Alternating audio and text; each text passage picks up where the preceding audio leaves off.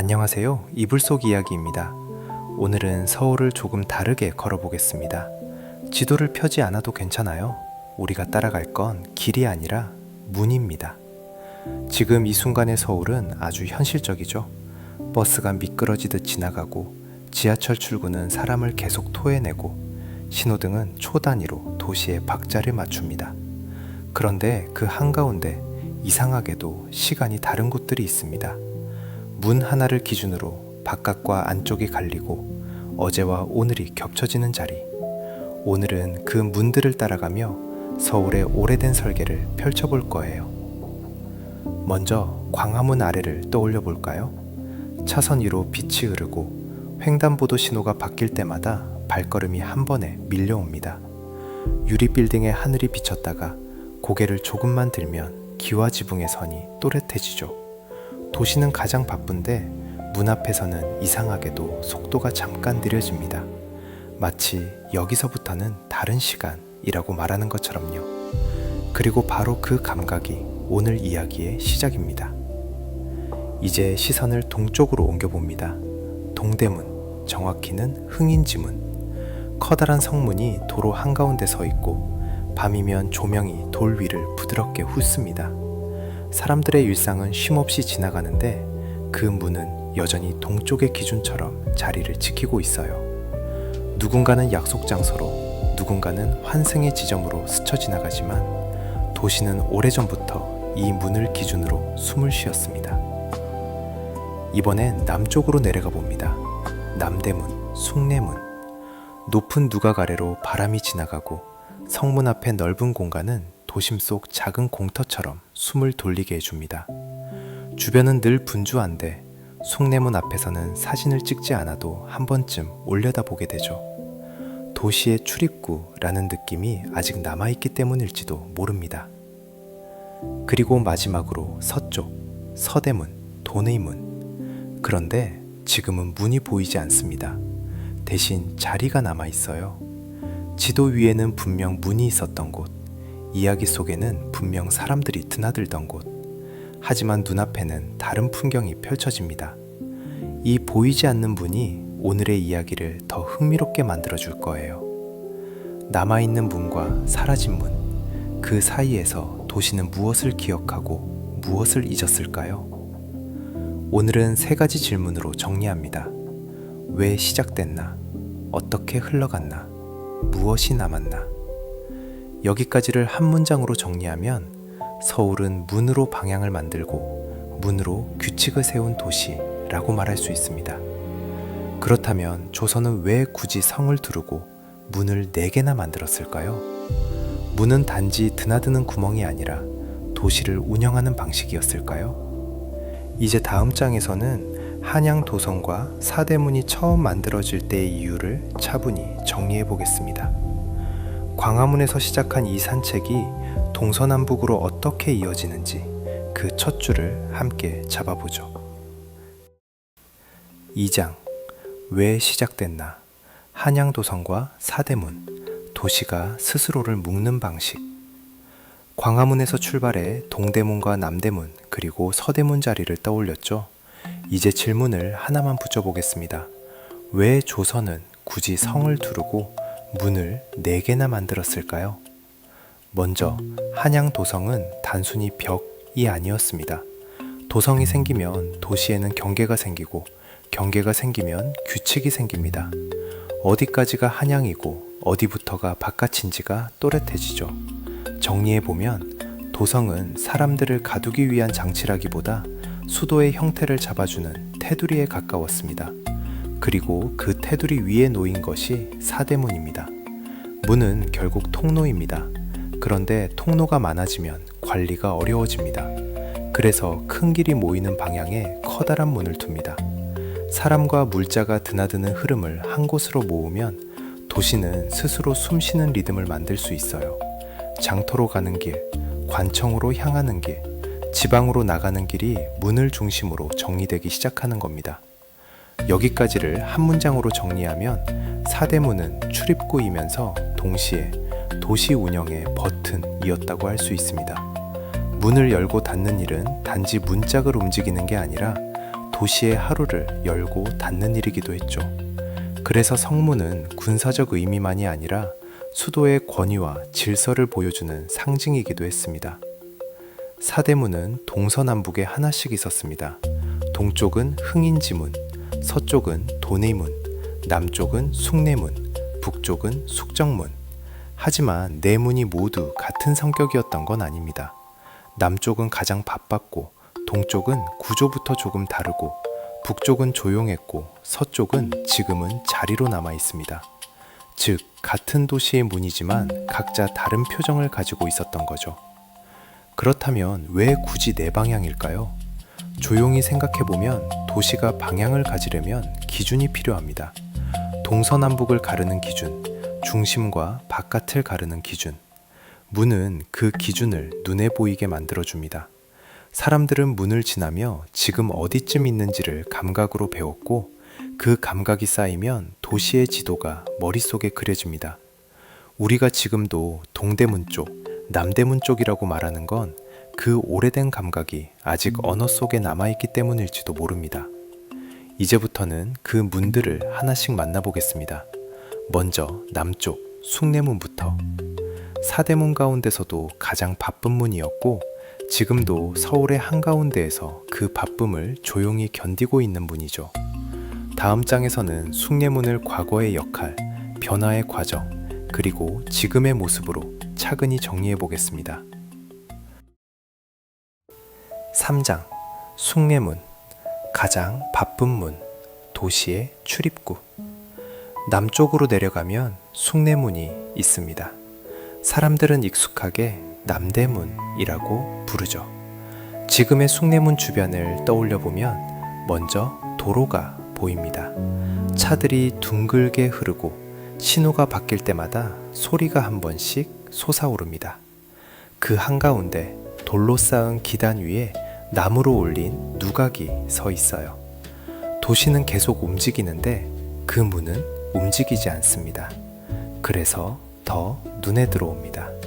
마치 서울의 오래된 기준점이 아직도 자리를 지키는 것처럼요. 숭례문은 조선의 사대문 가운데 남쪽 문입니다. 남쪽은 도시가 바깥과 가장 많이 만나는 방향이었고, 그래서 이 문은 자연스럽게 가장 바쁜 문이 됩니다. 사람이 오가고 물자가 들어오고 소식이 들어오는 자리, 그 바쁨이 쌓이면 문은 단순한 출입구가 아니라 도시의 표정이 만들어지는 장소가 됩니다. 조용히 과거의 숭례문을 상상해 봅시다. 해 뜨기 전 아직 공기가 차가운 시간, 성벽 아래로는 짐을 수레가 줄을 서고, 짐꾼들은 어깨를 한번 돌리고 말들은 숨을 길게 내쉽니다. 문이 열리는 순간을 기다리는 사람들. 그때의 숭례문은 건축물이기 전에 약속된 시간표였을지도 모릅니다. 언제 열리고 언제 닫히는지, 누가 먼저 들어오고 누가 나중에 나가는지. 문은 그렇게 도시의 하루를 조용히 시작하게 만들었겠죠? 여기까지를 한 문장으로 정리하면 숭례문은 바깥과 안쪽을 잇는 통로이면서 동시에 도시의 하루를 여닫는 장치였습니다. 문에는 늘 관리가 붙어 있습니다.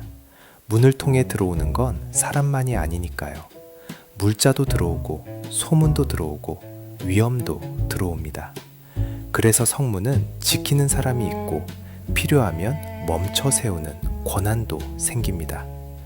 누군가는 통행을 확인하고, 누군가는 수상한 짐을 살펴보고, 누군가는 문 주변의 질서를 정리합니다.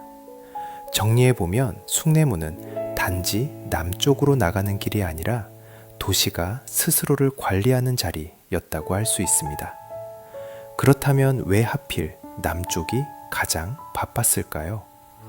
잠깐 시선을 지도로 옮기면 남쪽은 바다로, 그리고 지방으로 이어지는 길이 자연스럽게 모이는 방향입니다. 사람의 이동도, 물자의 이동도, 소식의 이동도 도시 바깥과 닿는 지점이 필요하죠. 그 접점이 커질수록 문은 더 많은 이야기를 붙습니다. 여행길에 오르는 사람, 장사를 위해 들어오는 사람, 관청일로 오가는 사람, 그리고 그 모든 흐름을 지켜보는 도시. 남대문이라는 별칭이 오래 남은 건 그만큼 많은 발걸음이 이쪽을 중심으로 기억되었기 때문일지도 모릅니다. 이제 시선을 조금 더 가까이 가져가 볼까요? 숭례문은 돌과 나무가 겹쳐진 구조입니다. 아래는 단단한 돌의 기단이 도시의 무게를 받치고 위에는 나무의 누각이 도시의 얼굴을 보여줍니다. 이 조합이 흥미로운 건 문이 방어시설이면서도 동시에 상징물이라는 점을 한 번에 보여주기 때문이에요. 성벽과 이어진 아치형 통로는 현실적인 기능이고 누각의 위엄과 지붕선은 여기가 수도다 라는 메시지에 가깝습니다. 그래서 숭례문은 가까이 가면 견고함이 먼저 느껴지고 멀리서 보면 형태가 먼저 떠오릅니다. 기능과 상징이 한 프레임 안에 같이 들어오는 문이죠.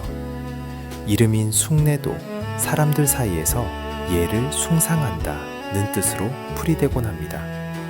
그러고 보면 남쪽의 큰 문에 예라는 말을 붙였다는 해석은 수도가 스스로를 어떻게 보이고 싶었는지 떠올리게 합니다.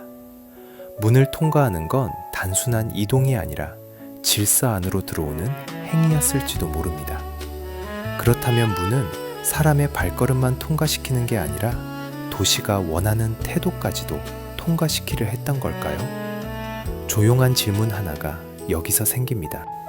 여기까지를 다시 정리해보면 숭례문은 바깥과 안쪽을 잇는 통로이면서 수도의 질서를 보여주는 얼굴이기도 했습니다. 하지만 시간이 흐르면서 문과 도시의 관계는 달라집니다. 옛날에는 성벽이 이어져 있고 문을 통과해 드나드는 감각이 분명했다면 도시가 커지고 도로가 넓어지면서 문은 점점 지나는 곳에서 바라보는 곳이 됩니다. 사람들은 문 아래를 곧장 통과하기보다 문을 중심으로 둥글게 돌아가게 되죠. 이 변화는 단순한 편의의 문제가 아니라 도시가 더 이상 성벽으로 자신을 묶지 않게 되었음을 보여줍니다. 경계는 남아있는데 경계가 작동하는 방식이 달라진 겁니다. 그래도 숭례문은 계속 손을 타며 남습니다. 오래된 목조 건축은 자연스럽게 수리와 보수가 반복될 수밖에 없고 도시는 변하는데 유산은 그 자리에 남아있어야 하니까요. 그러다 2008년 숭례문에 큰 화재가 일어납니다. 이 사건을 설명할 때 과장할 필요는 없습니다. 다만 많은 사람들이 서울의 얼굴이 닫혔다는 느낌을 받았다는 점만은 이 문이 단순한 구조물이 아니라는 걸 말해줍니다. 이후 복원 작업을 거쳐 2013년에 다시 공개됩니다.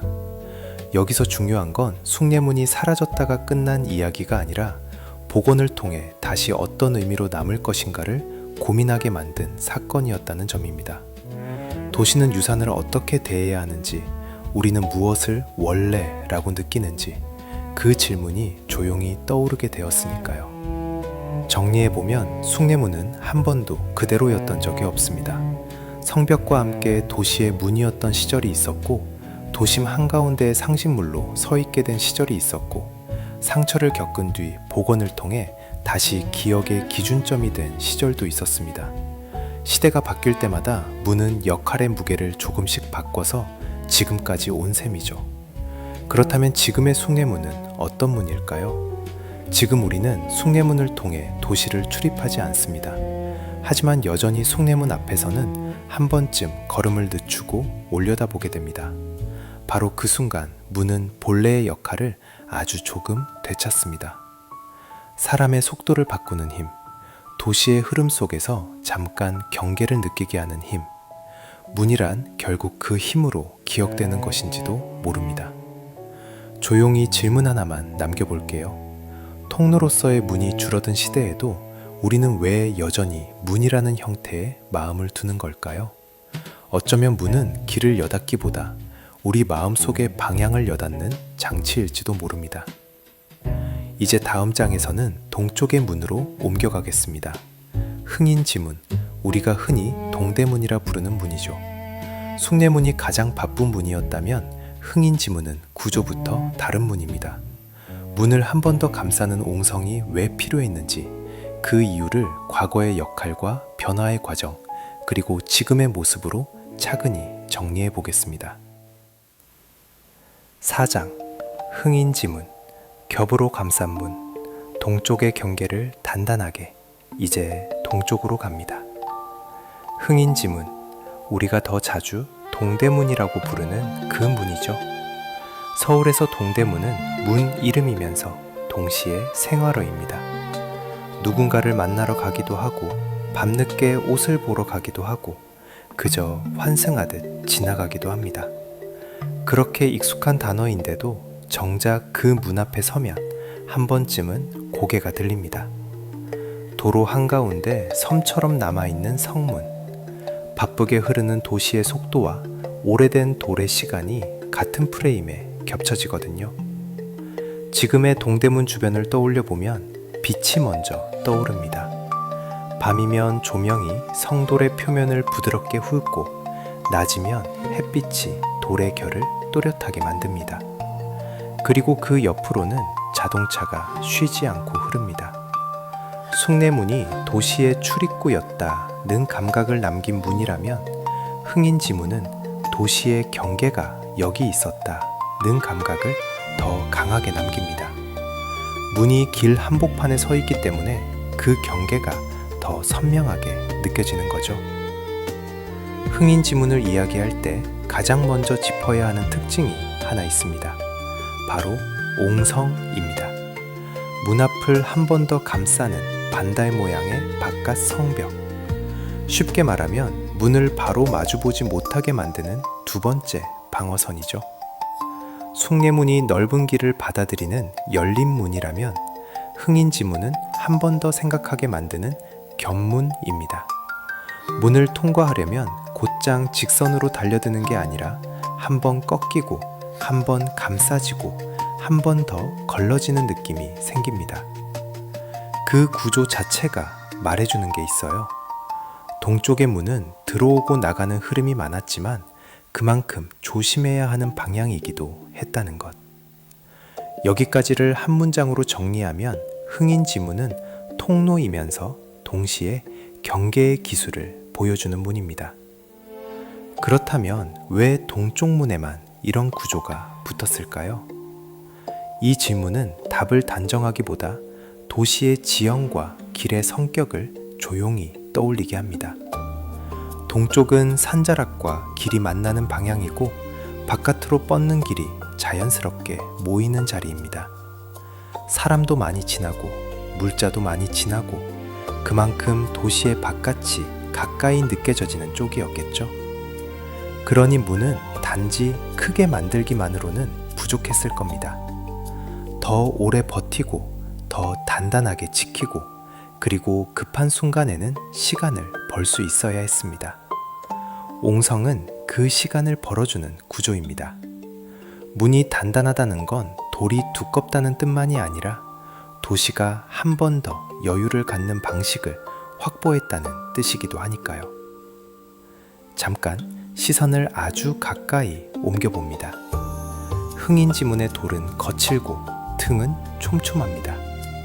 돌과 돌이 맞물리며 만든 표면을 보고 있으면 이 문이 단순한 장식물이 아니라 정말로 도시의 껍질이었다는 느낌이 듭니다.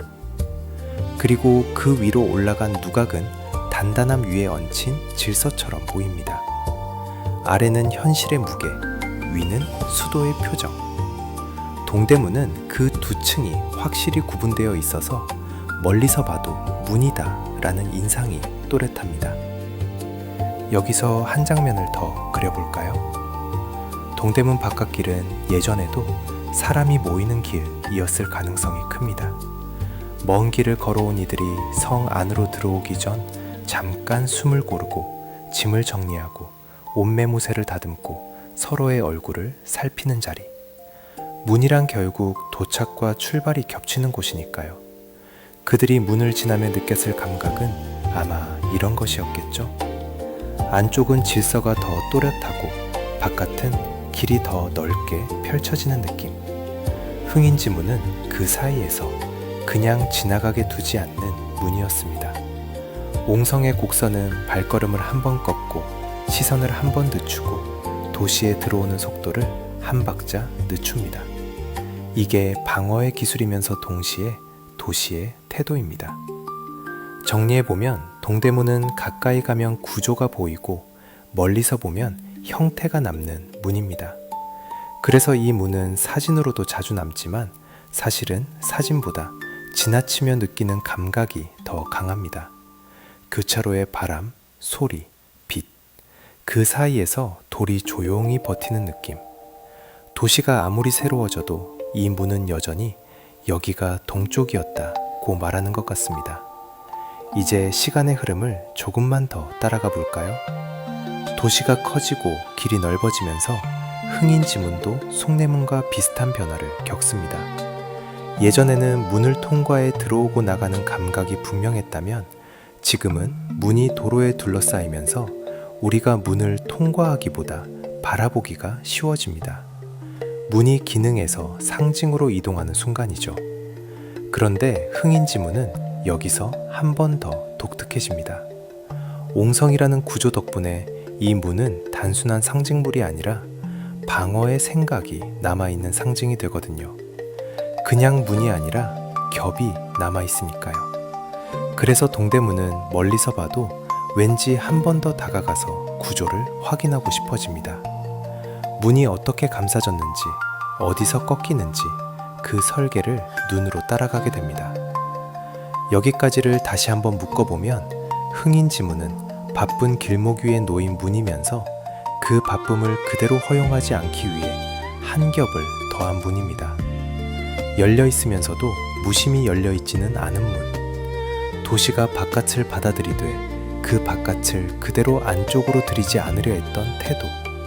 그 태도가 돌과 곡선으로 남아있다고 할 수 있습니다. 그렇다면 지금의 동대문은 어떤 문일까요? 지금 우리는 동대문을 지나 도성 안팎을 구분하며 살지 않습니다. 하지만 이상하게도 동대문 앞에서만큼은 방향 감각이 선명해집니다. 여기가 동쪽이다. 그 말이 그냥 지명처럼 들리지 않고 몸으로 느껴지는 말이 되는 순간이 있어요. 문은 더 이상 도시를 막지 않지만 도시가 어디까지였는지를 기억하게 합니다. 그리고 그 기억은 생각보다 오래 남습니다. 조용히 질문 하나를 남겨볼게요. 도시가 커질수록 경계는 흐려지는데 우리는 왜 이런 오래된 경계 앞에서 오히려 방향을 더 또렷하게 느끼게 될까요? 혹시 경계는 사라지는 게 아니라 형태를 바꾸며 남는 걸까요? 이제 다음 장에서는 북쪽으로 올라가 보겠습니다. 숙정문, 북대문. 숭례문이 바쁜 문이었다면 흥인지문이 겹으로 감싼 문이었다면 숙정문은 조금 다른 표정을 가진 문입니다. 사람이 많이 지나지 않았고 그래서 더 조용하게 남아있는 문. 그 과거의 역할과 변화의 과정, 그리고 지금의 모습까지 천천히 정리해 보겠습니다.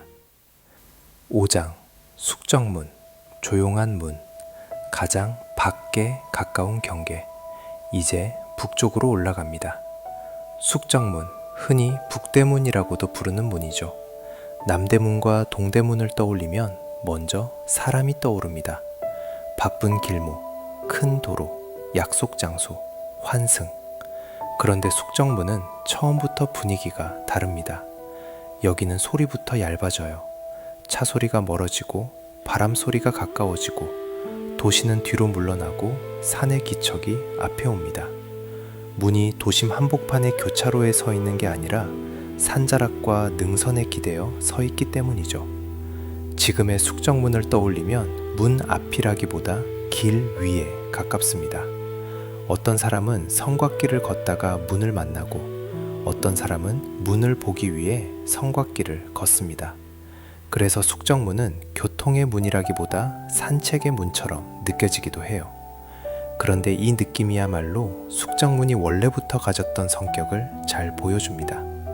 북쪽문은 다른 문들처럼 늘 열려서 바깥을 받아들이는 문이 아니었습니다. 오히려 수도의 등 뒤를 지키는 문, 그리고 필요할 때만 조심스럽게 쓰이는 문에 가까웠죠. 여기까지를 한 문장으로 정리하면 숙정문은 가장 조용한 사대문이었습니다. 그렇다면 왜 조용했을까요? 우리가 익숙한 도시는 길이 많고 방향이 촘촘합니다.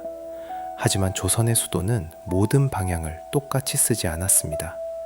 남쪽과 동쪽은 사람과 물자가 많이 지나가는 방향이었고 그만큼 문이 바쁘게 작동했습니다. 반면 북쪽은 지형이 다릅니다. 북악산과 능선이 바로 붙어 있고 길이 넓게 퍼지기보다 좁고 굽습니다. 그러니 북쪽 문은 자연스럽게 늘 열어두는 통로가 되기 어려웠겠죠. 문이 바쁘지 않다는 건 도시가 그 방향을 덜 사용했다는 뜻이기도 하고 그 방향을 더 조심했다는 뜻이기도 합니다. 여기서 시선을 조금만 넓혀봅시다. 사대문은 네 방향에 있지만 그 네 방향은 똑같은 무게를 가지지 않습니다. 어떤 방향은 생계의 길이 되고 어떤 방향은 교류의 길이 되고 어떤 방향은 방어의 길이 됩니다. 숙장문은 그 중에서도 방어의 성격이 가장 진하게 남아있는 문이에요. 성곽 위에 서서 아래를 내려다보면 이 문이 도시의 바깥과 맞닿은 곳이라는 게 몸으로 느껴집니다. 도시는 평지로 퍼져 있고 문은 산에 기대어 있습니다. 그 고도 차이 자체가 안쪽과 바깥의 감각을 더 분명하게 만들어줍니다. 정리해보면 숙정문은 도시의 경계를 가장 잘 체감하게 하는 문입니다. 남대문은 도시의 흐름이 모이고 동대문은 경계의 구조가 보이고 숙정문은 경계의 공기가 느껴지는 곳이죠. 이제 문이라는 개념을 조금 다르게 보게 됩니다. 우리는 문을 통과하기 위해 존재한다고 생각하기 쉽지만 숙정문은 오히려 통과를 줄이는 방식으로 존재했던 문에 가깝습니다. 여기서 중요한 건 그것이 곧 닫힘만을 의미하지는 않는다는 점이에요. 문을 함부로 열지 않는다는 건 도시가 바깥을 무서워한다는 뜻일 수도 있지만 동시에 도시가 바깥을 관리한다는 뜻이기도 하죠. 어떤 방향은 받아들이고 어떤 방향은 조심하고 어떤 방향은 필요할 때만 연결한다. 그 선택이 모여 수도의 성격이 만들어집니다. 숙정문은 그 선택의 결과가 가장 눈에 잘 보이는 곳입니다. 잠깐 여기까지를 미니 요약해보면 이렇습니다. 남쪽과 동쪽은 도시가 바깥을 받아들이는 문이었고 북쪽은 도시가 바깥을 살피는 문에 가까웠습니다. 같은 문인데도 역할이 다르면 공기가 달라집니다. 그리고 숙정문이 주는 감각은 계절에 따라 더 또렷해지기도 합니다. 여름에는 나뭇잎이 소리를 흡수해서 더 조용해지고 겨울에는 바람이 얇게 울려서 더 선명해집니다. 봄에는 성돌 틈 사이에 작은 풀들이 보이고 가을에는 하늘이 높아져서 문 위에서 내려다보는 도시가 한층 멀게 느껴지죠. 이런 감각은 역사책의 문장으로는 잘 남지 않지만 문이 어디에 놓였는지는 결국 이런 체감으로 기억됩니다. 숙정문은 그 체감이 가장 강한 문입니다. 이제 시간감을 조금 더 생각해 볼까요? 남대문과 동대문은 하루의 리듬이 빠르고 사람들의 기억도 분주합니다. 하지만 숙정문은 기억의 속도가 조금 더 느립니다. 성곽길을 걸으며 숨을 고르고 돌의 표면을 손끝으로 따라가고 능선 너머 하늘이 트이는 순간을 기다립니다. 문을 보러 간다는 느낌보다 문까지 가는 길을 함께 본다는 느낌이 강하죠. 그래서 숙정문은 도성의 문이면서도 도성의 뒤편이 어떤 감각이었는지를 남겨주는 장소가 됩니다. 그리고 시간이 흘러 도시가 성벽으로 운영되던 방식은 사라지지만 숙정문은 다른 방식으로 살아남습니다. 이제 이 문은 출입을 관리하는 기능보다 도시의 경계를 체험하게 하는 역할을 더 많이 하죠. 어떤 사람은 옛 서울의 테두리를 직접 따라 걷고 싶어서 이 길을 택하고 어떤 사람은 도심에서 가장 조용한 바람을 만나고 싶어서 이 문 앞에 섭니다. 문이 더 이상 도시를 여닫지 않아도 문은 여전히 도시의 감각을 바꿉니다. 사람의 속도를 바꾸고 시선을 바꾸고 소리를 바꾸죠. 그 변화는 아주 작지만 그래서 더 오래 남습니다. 여기까지를 다시 한번 묶어보면 숙정문은 사람이 많이 지나지 않아서 남은 문이기도 하고 사람이 많이 지나지 않도록 남겨진 문이기도 합니다. 그 차이는 미묘하지만 그 미묘함이 숙정문을 특별하게 만듭니다. 바쁜 문들이 도시의 앞면을 보여준다면 숙정문은 도시의 뒷면을 보여주는 문입니다. 그리고 도시가 뒷면을 가질 때 비로소 중심도 또렷해집니다. 조용히 질문 하나를 남겨볼게요. 도시가 커질수록 우리는 더 많은 길을 갖게 되는데 왜 어떤 순간에는 길이 많은 것보다 경계가 또렷한 곳에서 더 안정감을 느끼게 될까요? 숙정문 앞의 공기가 그 답을 조금 말해주는 것 같습니다. 이제 다음 장에서는 서쪽으로 시선을 돌리겠습니다. 도느문, 서대문. 사대문 가운데 유일하게 지금은 눈앞에 없는 문이죠. 문이 사라졌는데도 그 문이 여전히 서울의 이야기 속에 남아있는 이유, 과거의 역할과 변화의 과정, 그리고 지금의 모습으로 차근히 정리해 보겠습니다. 6장 돈의 문, 사라진 문, 자리로 남은 경계. 이제 서쪽으로 내려가 보겠습니다. 돈의 문, 흔히 서대문이라고 부르던 문입니다. 그런데 이 장의 시작은 조금 낯설죠. 우리가 만나러 가는 문이 눈앞에 없기 때문입니다. 남대문과 동대문, 그리고 북대문까지는 돌이 있다, 누각이 있다 라는 방식으로 이야기를 시작할 수 있었습니다. 문이 현재형으로 서 있으니까요. 하지만 돈의 문은 다릅니다. 지금의 서울에서 돈의 문은 문이라기보다 자리에 가깝습니다. 그래서 우리는 조금 다른 방식으로 접근해야 합니다. 보이지 않는 것을 어떻게 보이는 것처럼 이해할 것인가? 사라진 문을 이야기한다는 건 결국 도시의 기억을 이야기하는 일이니까요. 먼저 과거의 돈의 문을 그려봅시다. 사대문 가운데 서쪽 문, 도성의 서쪽 경계는 강을 건너 더 넓은 길로 이어지고 지방으로 향하는 길과 관청의 일, 상업의 흐름이 만나는 자리였을 가능성이 큽니다. 서쪽은 멀리 나가는 길이기도 하고 밖에서 들어오는 길이기도 합니다. 그래서 돈의 문은 단순히 성벽에 뚫린 구멍이 아니라 서쪽으로 열리는 서울의 표정이었겠죠. 정리해보면 돈의 문은 서쪽으로 드나드는 공식 통로이면서 도시가 바깥과 만나는 서쪽 얼굴이었습니다. 여기까지를 한 문장으로 정리하면 돈의 문은 서쪽의 출입구이자 서쪽의 기준점이었습니다. 그런데 시간이 지나면서 도성의 문이 가진 기능은 조금씩 약해집니다. 도시는 커지고 길은 넓어지고 사람들은 성벽을 기준으로 생활하지 않게 되죠. 우리가 이미 남대문과 동대문에서 느꼈던 변화입니다. 통과하는 문에서 바라보는 문으로. 하지만 돈의 문은 여기서 한 단계 더 나아갑니다. 바라보는 문으로 남는 대신 문 자체가 사라지는 길을 걷게 되니까요. 돈의 문이 사라졌다는 사실은 무엇보다 도시의 속도가 달라졌다는 신호로 읽을 수 있습니다. 도로는 더 곧게 뻗고 더 넓어지고 교통의 흐름은 더 빨라집니다. 그리고 그 빠른 흐름을 위해 도시는 때로 오래된 형태를 밀어냅니다. 문이 사라지는 건 단순히 건물을 치우는 일이 아니라 이제 우리는 성벽의 규칙으로 살지 않는다는 선언처럼 들리기도 해요. 정리해보면 돈의 문의 부재는 서쪽이 비었다기보다 도시가 다른 기준으로 움직이기 시작했다는 뜻에 가깝습니다. 여기서 잠깐 상상을 하나 더 해볼까요? 문이 있던 시절에는 사람들이 그 문을 통과하면서 도시를 느꼈습니다. 문 아래를 지나면 공기가 바뀌고 성 안의 길은 더 단정해지고 성 밖의 길은 더 거칠고 넓어지죠.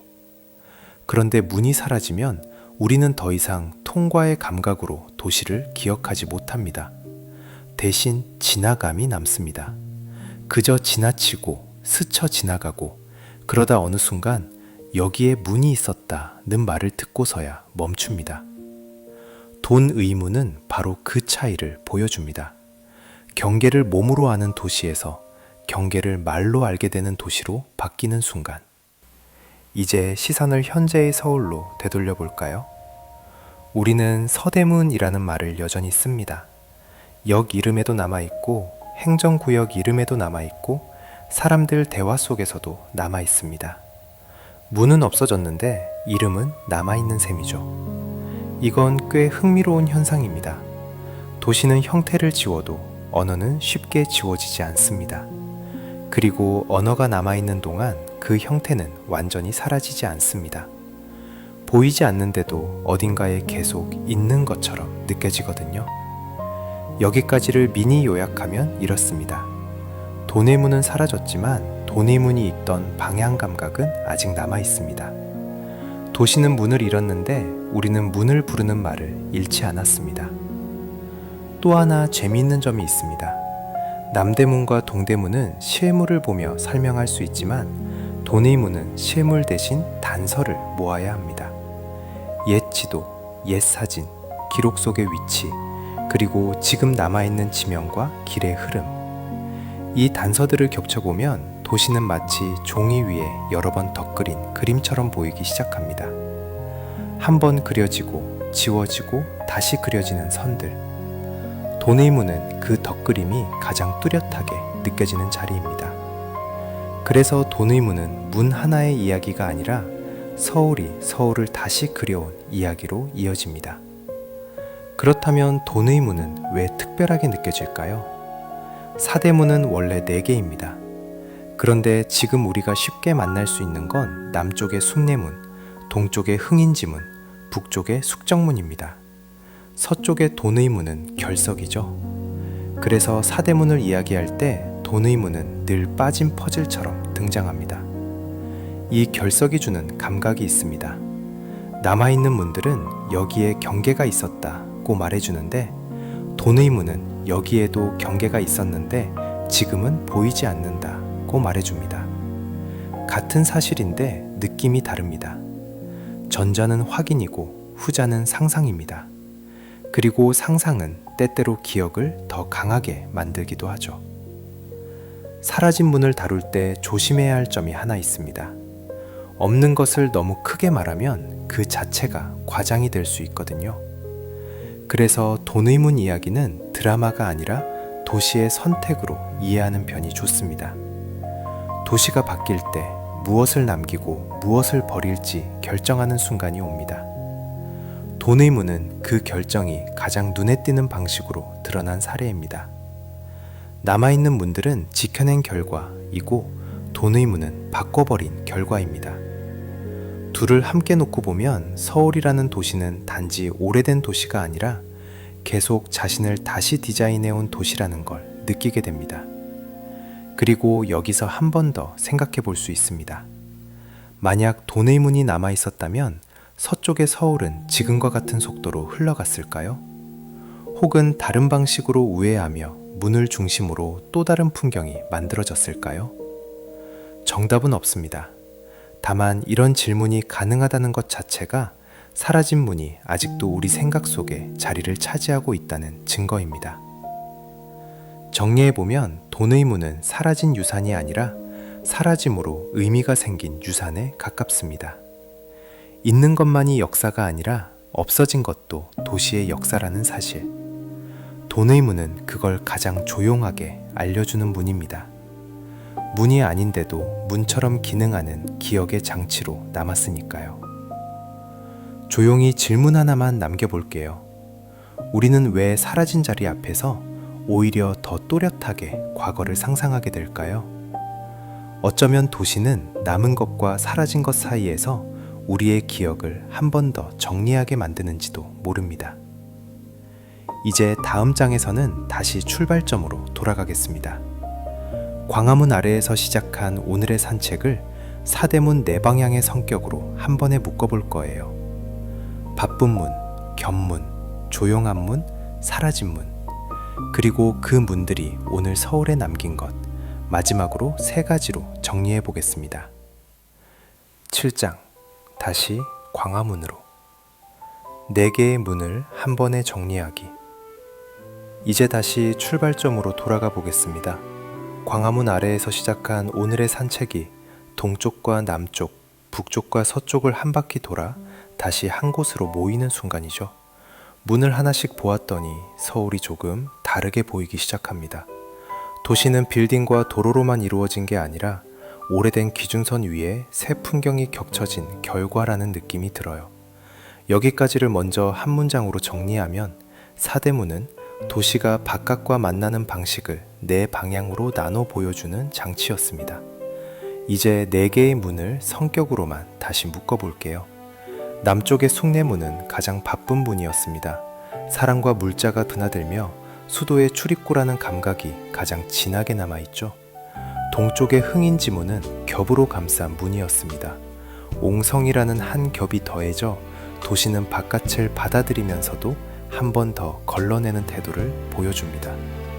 북쪽의 숙정문은 조용한 문이었습니다. 늘 열려있는 통로라기보다 수도의 등 뒤에서 경계를 체감하게 만드는 문에 가까웠죠. 그리고 서쪽의 돈의문은 지금은 없는 문입니다. 그 없음이 오히려 도시가 스스로를 다시 그려온 방식까지 보여줍니다. 정리해보면 바쁜 문, 겹문, 조용한 문, 사라진 문, 네 개의 문은 서로 다른 얼굴로 같은 하나의 도시를 완성해왔습니다. 이제 시선을 한 번 더 광화문으로 돌려봅니다.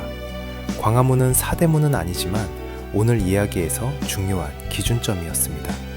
사대문이 도시의 바깥을 향한 문이라면 광화문은 도시의 안쪽, 국가의 중심을 향한 문이었죠. 광화문 앞에 서면 여기가 서울의 가운데라는 감각이 아주 직관적으로 듭니다. 도로가 넓고 사람의 흐름이 크고 시선이 자연스럽게 북쪽으로 모입니다. 문은 그 시선을 모아주는 장치입니다. 그래서 광화문은 단지 궁의 입구가 아니라 도시의 시선을 정리하는 중심의 문이라고도 할 수 있습니다. 그리고 광화문은 우리가 앞에서 본 사대문과는 다른 방식으로 시간을 품고 있는 문이기도 합니다. 사대문은 형태가 남아있거나 혹은 사라진 자리로 남아있지만 광화문은 여러 번의 변화를 겪으며 다시 세워진 문이라는 성격이 강합니다. 그 말은 곧 광화문이 단지 과거의 유물이 아니라 매 시대가 원하는 중심의 모습을 반영해온 장소라는 뜻이기도 하죠. 어떤 시대에는 더 권위를 강조하고 어떤 시대에는 더 개방을 강조하고 어떤 시대에는 복원을 통해 원래의 자리를 되찾으려 합니다. 광화문은 그 선택들이 층층이 쌓인 결과입니다. 잠깐 광화문이라는 이름을 조용히 떠올려 봅니다. 빛이 널리 비친다는 뜻을 품은 이름. 사람들은 그 의미를 정확히 알지 못해도 이 문 앞에서 묘하게 열린 느낌을 받습니다. 광장으로 이어지는 넓은 등 공간, 직선으로 뻗은 길, 그리고 그 길 끝에 놓인 궁의 담장. 이 조합은 도시의 중심을 닫아두기보다 보이게 하기 위해 설계된 것처럼 느껴지기도 합니다. 여기서 흥미로운 대비가 생깁니다. 사대문은 도성의 경계에 놓여 바깥을 맞이하고 광화문은 중심에 놓여 안쪽을 향합니다. 그런데 두 종류의 문이 한 도시에 함께 있다는 건 서울이 경계와 중심을 한 세트로 운영해온 도시였다는 뜻입니다. 경계가 있어야 안쪽이 생기고 중심이 있어야 경계의 의미가 정리됩니다. 문을 통해 드나드는 흐름이 있고 문을 통해 시선을 모으는 중심이 있습니다.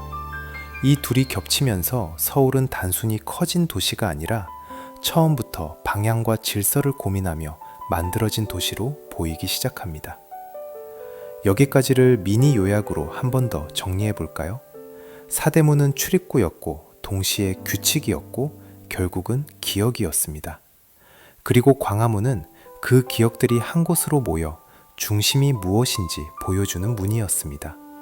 문은 기능을 잃어도 사람의 속도를 바꾸고 방향 감각을 또렷하게 만드는 힘을 남겼습니다. 조용히 질문 하나만 남겨볼게요. 우리는 요즘 문을 통과하며 살지 않습니다. 그런데도 왜 여전히 남대문, 동대문, 서대문이라는 말을 쓰고 광화문 앞에서는 시선이 자연스럽게 멈출까요? 어쩌면 문은 도시의 경계가 아니라 우리 마음속의 기준선을 붙잡아주는 장치인지도 모릅니다. 이제 마지막 장에서는 이 문들이 오늘 서울에 남긴 것을 세 가지로 정리해 보겠습니다. 방향, 규칙, 그리고 기억. 광화문 아래에서 시작된 이야기가 어떤 결론으로 조용히 정리되는지 다음 장에서 함께 마무리해 볼게요. 8장. 무엇이 남았나? 방향, 규칙, 그리고 기억. 이제 마지막 장입니다. 광화문에서 시작해 사대문을 한 바퀴 돌아 다시 돌아왔죠. 오늘은 문을 건축물로만 보지 않고 도시를 작동시키는 장치로 보려고 했습니다. 그리고 그렇게 보니 남는 것이 3가지로 정리됩니다. 방향, 규칙, 그리고 기억. 첫째는 방향입니다. 문은 길을 뚫는 동시에 방향을 만들어냅니다. 동대문은 동쪽이고 남대문은 남쪽이고 서대문은 지금 문이 없더라도 서쪽이라는 감각을 남깁니다. 우리가 일상에서 동대문 쪽, 남대문 쪽이라고 말할 때 그 말은 단지 지명을 말하는 게 아니라 도시를 머릿속에 정렬하는 방식이기도 합니다. 한 도시가 커질수록 길은 복잡해지는데 그 복잡함을 정리해주는 기준점이 필요하죠. 문은 그 기준점이었습니다. 성벽이 더 이상 도시의 규칙이 아니어도 문이 남긴 방향 감각은 언어와 습관 속에 계속 남아 있습니다. 여기까지를 한 문장으로 정리하면 문은 도시의 나침반처럼 남았습니다. 둘째는 규칙입니다. 사대문이 작동하던 시절 문은 단순한 출입구가 아니었습니다. 열리고 닫히는 시간, 지켜보는 시선, 통로를 한 곳으로 모으는 방식, 그 모든 것이 도시의 리듬을 만들었습니다. 우리는 지금 그 규칙으로 살지는 않지만 도시가 스스로를 관리하려면 결국 규칙이 필요하다는 사실은 변하지 않죠. 도로를 어떻게 내고 사람의 흐름을 어떻게 나누고 중심을 어디에 두고 경계를 어떻게 표시할 것인가. 사대문은 그 질문에 대한 옛 서울의 답안지였습니다. 그래서 사대문을 보고 나면 우리는 오래된 건물을 본 게 아니라 도시가 작동하던 방식을 잠깐 엿본 셈이 됩니다. 정리해보면 문은 도시 운영의 감각을 남겼습니다. 셋째는 기억입니다. 여기서 돈의 문이 특별해집니다. 남아있는 문들은 여기에 있었다는 증거로 남고 사라진 돈의 문은 여기에도 있었는데 지금은 보이지 않는다는 방식으로 남습니다. 있는 것과 없는 것이 함께 있을 때 기억은 더 입체적으로 됩니다. 서울은 남긴 것만으로 만들어지지 않았고 바꿔버린 것까지 포함해서 만들어졌죠. 그래서 돈의 문은 아쉽다는 감정만 남기는 자리가 아니라 도시가 선택을 해왔다는 사실을 알려주는 자리이기도 합니다. 그리고 광화문은 그 기억들이 한 곳으로 모여 중심이라는 감각을 유지하게 해주는 문입니다. 경계의 문들이 방향을 만들고 중심의 문이 시선을 모읍니다. 이 2가지가 겹칠 때 도시는 단순한 공간이 아니라 이야기가 됩니다. 여기까지를 미니 요약하면 이렇습니다. 사대문은 경계를 만들었고 광화문은 중심을 보여줬습니다. 경계와 중심이 함께 있을 때 도시는 오래된 시간 위에 새 시간을 차분히 올려놓을 수 있습니다. 조용히 질문 하나만 남겨볼게요. 우리는 왜 어떤 도시에 가면 그 도시가 낯설지 않다고 느낄까요? 아마도 그 도시가 가진 기준점이 우리의 걸음과 시선을 자연스럽게 정리해주기 때문일 겁니다. 문은 그런 기준점의 가장 오래된 형태 중 하나였죠. 오늘 이야기를 3줄로 정리해 보겠습니다. 첫째, 문은 서울의 방향을 만들었습니다. 둘째, 문은 도시의 규칙을 보여줬습니다. 셋째, 문은 남아있든 사라졌든 기억을 정리하는 장치가 되었습니다. 이불 속 이야기의 2번째 이야기, 광화문에서 사대문까지 오늘 함께 걸어주셔서 감사합니다. 다음 이야기도 구독과 좋아요, 알림 설정으로 찾아와 주세요. 오늘 밤은 여기까지입니다. 편안히 숨을 고르고 천천히 눈을 감아도 괜찮습니다. 잘 자요.